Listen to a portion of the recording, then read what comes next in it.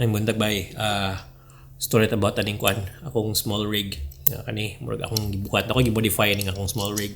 And usually kung naimangutanan ako nga kung unsay camera inyong gusto, usually ang akong advice is kanang kwan kung sa camera ang kanang nindot kay nigunit ninyo muna yung camera paliton kasi when you're comfortable with your camera, that's the best camera for you aside from the specs, because ang specs makaingon maka na may ibang camera nga pare-pareho ra, and also the price. So just look for a camera nga kuan nga murag komportable ka inigunit nimo nya kanang dili ka dili sakit sim kamot ba, kasi what's gonna happen is ma-enjoy mo use a camera, mas ganahan ka mo use a camera. But for this case, this video is not about that. This is about what I did with my camera.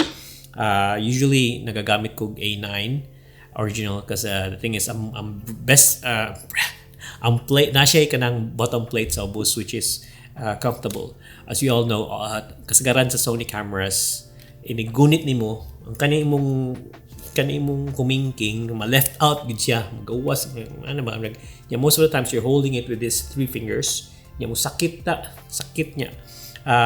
Sa akong personal experience is that whenever I use Sony cameras, magsakit ang kamot niya, maglagot ko niya, di na ako ganahan mo-shoot. Bahala, kapoy na, or I don't use the camera that much.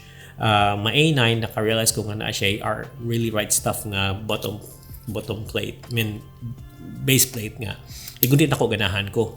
But that camera is getting outdated and everything.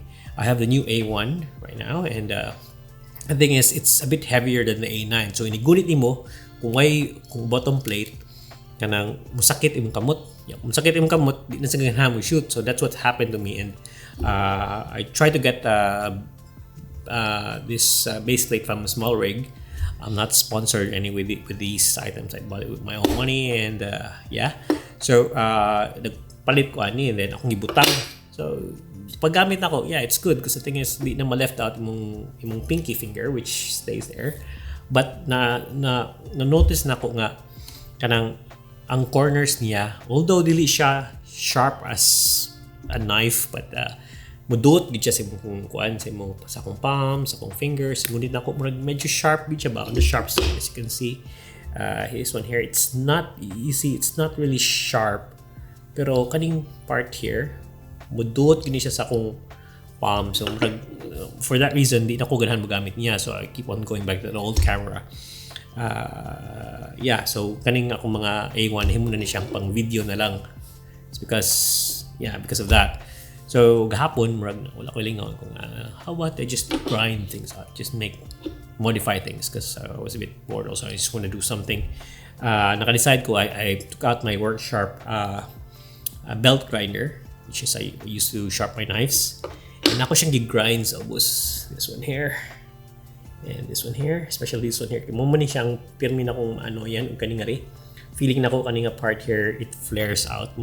Paana ba? Gunit na ko. Kamera good, pero sakit siya. Labi na kari. Sakit ba niya? Nag-shoot na ko.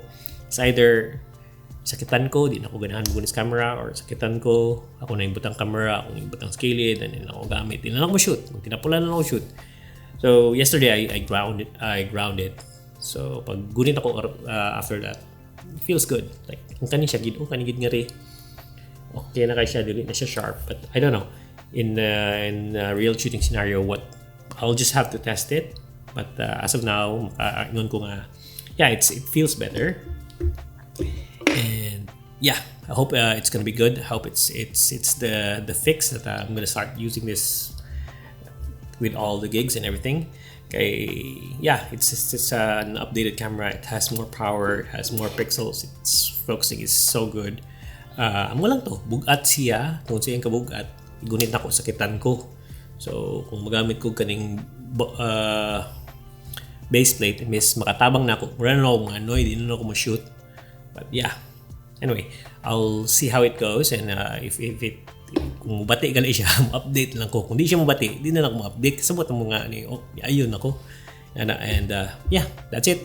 So kung na may putana, na may questions, na may concerns, na may murag bisagon sa, just leave a comment below and I'll see if I can answer it, and I'll see how it go. Muna siya, bye. Sige, ayaw. Arts.